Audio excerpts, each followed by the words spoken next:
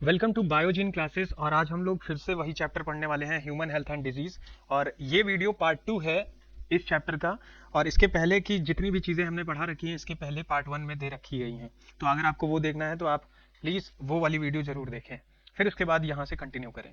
सो पहला यहाँ पे आज जो हम लोग डिजीज पढ़ने वाले हैं common infectious disease in man के अंदर, वो है हेलमिंथ डिजीज। हिंदी में इसको कृमि संक्रमण बोलते हैं। और इसके अंतर्गत जो सबसे पहली डिजीज हम पढ़ेंगे वो है एस्कैरियोसिस।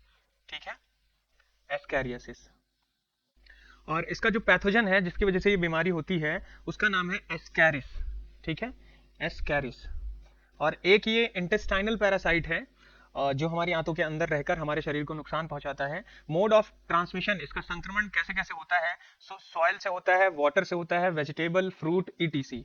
Contaminated with faces containing egg of parasite, कोई भी ऐसी चीज जो आप इनटेक कर रहे हो जिसके अंदर एस्कैरिस के एग्स प्रेजेंट हैं, तो ये संक्रमण बहुत ही आसानी से एक इंसान से दूसरे इंसान के अंदर हो जाता है। अगर हम इसके सिम्टम्स की बात करें तो इसमें होता क्या है? इंटरनल ब्लीडिंग, इंटरनल ऑर्गन के अंदर खास करके आंत के अंदरूनी और क्या होता है, ब्लड आने लगता है। मस्कुलर पेन होगा, मांसपेशियों में दर्द होगा, फीवर आएगा, एनीमिया होगा, मे बी ब्लीडिंग हो सकती है, and blockage of intestinal passage. जो भी छोटी आंत या बड़ी आंत के अंदर जो जगह होती है जहां से फूड हमारा एक जगह से दूसरी जगह पे जाता है, वो वाला जो पैसेज होता है, एस्कैरिस उसको जाके ब्लॉक कर देता है। क्योंकि मोस्ट ऑफ चांसेस यही होता है कि ये छोटी आंत के अंदर रहकर ही अपना नुकसान करता है शरीर का। ठीक है, नेक्स्ट अगर हम देखें यहाँ पे तो दूसरे नंबर पे जो डिजीज है वो है फिलारियासिस। ठीक है, इसको एलिफेंटियासिस के नाम से भी हम लोग जानते हैं। और पैथोजन इसका जो है वो है फिलारियल वर्म, और इसको हम वुचेरिया के नाम से भी कह सकते हैं। मोड ऑफ ट्रांसमिशन बहुत ही आसान है इसका याद करना, फीमेल क्यूलेक्स मॉस्किटो। ठीक है, ये हमें याद रखना, क्यूलेक्स मॉस्किटो। बहुत सारे हैं, एनाफ्लीज भी है, एडीज भी है, और अब एक ही आपने पढ़ा क्यूलेक्स। क्यूलेक्स मॉस्किटो से हमारा एलिफेंटियासिस ट्रांसमिट करता है from one person to another person. अगर हम यहाँ पे इसके सिम्टम्स की बात करें तो यहाँ पे कह रहा है filarial worm live in lymphatic vessels. ऐसे वाहिकाओं में ज्यादातर ये रहता है जहां पर एक तरीके से कह सकते हो लिम्फ नोड्स ज्यादा पाए जाते हैं हमारी बॉडी के अंदर, जैसे हाथ हो गए, पैर हो गए। तो ऐसी जगहों पर एलिफेंटियासिस होने के चांसेस बहुत ज्यादा होते हैं। ठीक है, it cause chronic inflammation of the organ in which they live for many years. ये जिस भी ऑर्गन के अंदर पैथोजन रहता है वहां पे आपको बहुत तेजी से दर्द महसूस होता है, और ये कई सालों तक उसी ऑर्गन के अंदर अपना लाइफ स्पैन स्पेंड करते हैं। लिम्स एंड जेनाइटल ऑर्गन्स में भी डिफॉर्म्ड। क्या हो सकता है? लिम्स का मतलब होता है आपके ये पांव। ठीक है, एंड जेनाइटल ऑर्गन्स का मतलब होता है रिप्रोडक्टिव ऑर्गन, आपके जनन अंग जो है, इनके अंदर भी क्या हो सकता है? स्ट्रक्चर ऑफ जेनाइटल ऑर्गन्स क्या हो सकता है? डिफॉर्म हो सकता है, उसकी संरचना बदल सकती है। अगर हम देखें इसका फिगर तो यहाँ पर आप देखोगे जैसे एस्कैरियोसिस था यहाँ पे, जो हमारी आंतों के अंदर रह के हमारे शरीर का नुकसान करता था, सिमिलर ही वहां पे मोस्ट ऑफ सिमिलर स्ट्रक्चर ही है यहाँ पर फिलेरियल वर्म और वुचेरिया का भी। ठीक है, एडीज मच्छर के द्वारा इसका संक्रमण फैलता है और हमारे जनन अंग डिफॉर्म कर देता है। ठीक है, नेक्स्ट अगर हम देखें अब फंगल डिजीज में, तो हेलमेंथ डिजीज में हमने दो चीजों के बारे में पढ़ा। पहला हमने पढ़ा एस्कैरियोसिस और दूसरा हमने पढ़ा एलिफेंटियासिस। ठीक है, रिंग वॉर्म हमारा फंगल डिजीज के अंतर्गत आता है। और रिंग वॉर्म को जो पैथोजन इसके लिए जो हमारा रिस्पॉन्सिबल है वो है microsporum, trichophyton and epidermophyton. They are seen in groin between toes etc. ठीक है, जो हमारी उंगलियों के बीच की जो जगह होती है, पाँव में भी और हाथ में भी, ये रिंग वॉर्म वहां पे ज्यादातर पाए जाते हैं, माइक्रोस्पोरम और ट्राइकोफाइटोन एंड इपिडर्मोफाइटोन। ये तीन हमें पैथोजन के नाम याद रखना है जो कि रिस्पॉन्सिबल हैं रिंग वॉर्म के लिए। ठीक है, अगर इसका स्ट्रक्चर देखो आप, यहाँ पे माइक्रोस्पोरम का कुछ इस प्रकार होता है, ट्राइकोफाइटोन का इस प्रकार होता है, और इपिडर्मोफाइटोन का इस प्रकार होता है। ये माइक्रोस्कोपिक स्ट्रक्चर है। ठीक है, सूक्ष्मदर्शी के अंदर देखा गया हुआ डायग्राम है इन पैथोजेंस का। और यहाँ पे अगर हम आगे देखें, मोड ऑफ ट्रांसमिशन क्या होता है इसका?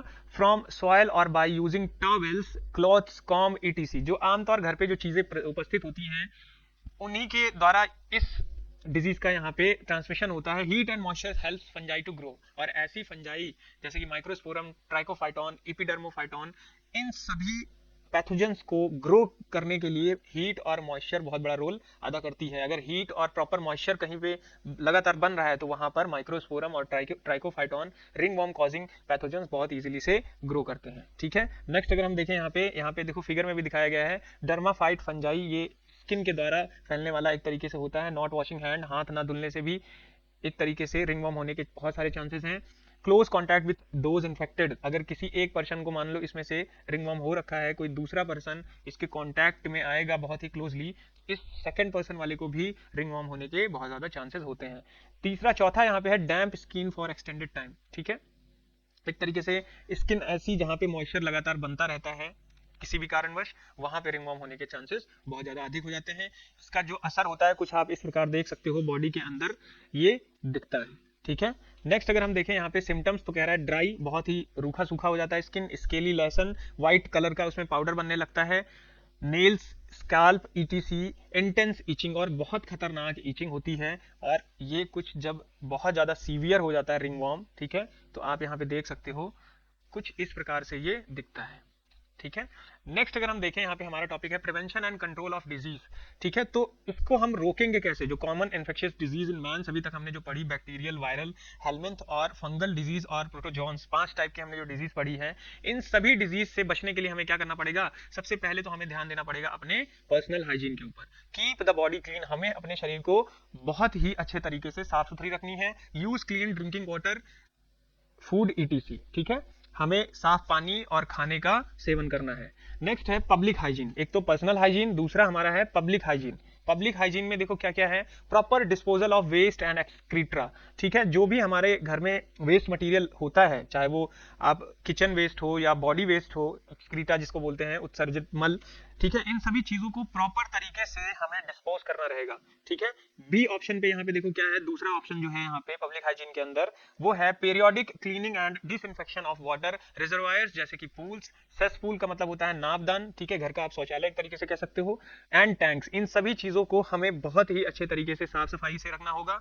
कहीं पे भी हमें पानी को इकट्ठा लंबे समय के लिए नहीं होने देना है। तीसरे नंबर पे avoid contact with infected persons of their belongings to control airborne disease, हमें ऐसे लोगों से थोड़ा दूरी बना के रहना है जो जिसके पहले से ही ऐसी बीमारी हो रखी है, ताकि एयर के द्वारा हमें एक नॉन इन्फेक्टेड पर्सन के द्वारा, उसके ड्रॉपलेट्स के द्वारा या टचिंग से, बाय स्किन से, किसी भी कारणवश वो बीमारी उस नॉन इन्फेक्टेड पर्सन तक नहीं पहुंचनी चाहिए। डी ऑप्शन कहता है standard practice of hygiene in public catering, ठीक है, हमें बहुत ही ध्यान रख के हमें और आपको पब्लिक की क्लीनिंग रखनी रहेगी। कंट्रोल एंड एलिमिनेटिंग वेक्टर्स, हमें कोशिश करना रहेगा कि ज्यादातर जो भी वाहक हैं, इन सभी चीजों का जो ट्रांसमिशन, मोड ऑफ ट्रांसमिशन जितना भी हमने पढ़ा है, उन सभी चीजों को इरेडिकेट किया जाए, पूरी तरीके से खत्म किया जाए। सो यहाँ पे नेक्स्ट टॉपिक है हमारा control and elimination of vectors. Vector का मतलब होता है वाहक, या फिर आप एक तरीके से अभी आप जो पढ़े हो मोड ऑफ ट्रांसमिशन, जो इन बीमारियों को फैला रहे हैं उनको हम लोग एज अ वेक्टर कहेंगे। जैसे कि एग्जांपल, मॉस्किटोज को आप कैसे करोगे खत्म, यहाँ पे पानी इकट्ठा नहीं होने देना है, ठीक है, कहीं पे भी खड्डे में या फिर कहीं पे भी ऐसे पानी नहीं इकट्ठे रहने देना है कि उसके अंदर मच्छर अपने आप जन्म ले, ठीक है। यहाँ पे आप देख रहे हो नालियों में, घर के आसपास जो ये पानी इतना इकट्ठा है, ऐसा हमें ऐसी सिचुएशन नहीं होने देना है। अवॉइड स्टैग्नेशन ऑफ वाटर, ठीक है, स्टैग्नेशन का मतलब होता है ठहराव, ठीक है, कहीं पे भी पानी का ठहराव नहीं होने देना है। दूसरा है regular cleaning of house hold coolers, हमें इन कूलर्स का प्रॉपरली साफ सफाई करना चाहिए समय समय से, ठीक है, ताकि इसमें मच्छर अपने एग ना दे पाए। नेक्स्ट है यूज ऑफ मॉस्किटो नेट्स, हमें नाइट में नेट्स का इस्तेमाल करना चाहिए, क्योंकि रेदर देन आप केमिकल यूज करो या फिर, है ना, केमिकली या फिर कोई भी मॉस्किटो स्टिक्स वगैरह या इन सभी चीजों को यूज करने से बेटर है कि आप मॉस्किटो नेट्स का इस्तेमाल करो। नेक्स्ट अगर हम देखें यहाँ पे, introduce larvivorous fishes like gambusia and in ponds, ठीक है, एक ये देखो गैम्बूसिया फिश होती है, दूसरा यहाँ पे गपी फिश भी होती है। ये वाली फिशेस हमें अपने घर के अंदर पालनी चाहिए, जिसकी वजह से क्या होता है, हमें एक तरीके से ये आप कह सकते हो कि जो मच्छर गंदे पानी के अंदर या पानी के अंदर अपने एग देते हैं, ये उनकी पूरी कॉलोनी को क्या कर जाते हैं, खा जाते हैं। तो जब इनके एग्स को ही ये खत्म कर देती हैं, तो most probably number of mosquitoes क्या होगा आपके घर से, डिक्रीज होगा। नेक्स्ट अगर हम देखें यहाँ पे, ये है spraying insecticides in ditches, drainage and swamps, ठीक है, डिचेस का मतलब खड्डे, ड्रेनेज का मतलब जहाँ पे आप एक तरीके से कह सकते हो पानी का नाला कह सकते हो, और स्वैम्स का मतलब भी एक तरीके से क्या होता है, जहाँ पे गंदा पानी रुकता है, वहां पर हमें प्रॉपरली क्या करना चाहिए, इंसेक्टिसाइड्स का इस्तेमाल करना चाहिए, उनका छिड़काव करना चाहिए।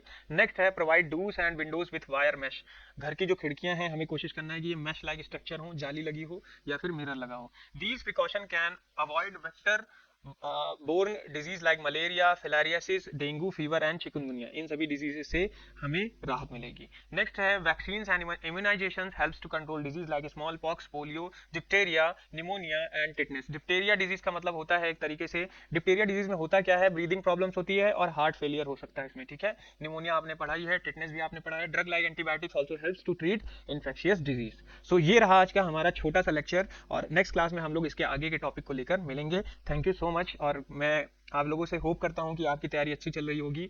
जो भी आप इस वीडियो को देख रहे हो, बोर्ड आपका बहुत दूर नहीं है, और आप लगातार 3 से 4 घंटे अपने लिए डेली निकालो, अपनी लाइफ के लिए पर डे आप स्टडी करो, सिर्फ नंबर्स के लिए नहीं बट गेनिंग नॉलेज के लिए भी आप डेली पढ़ाई करते रहो। Thank you so much.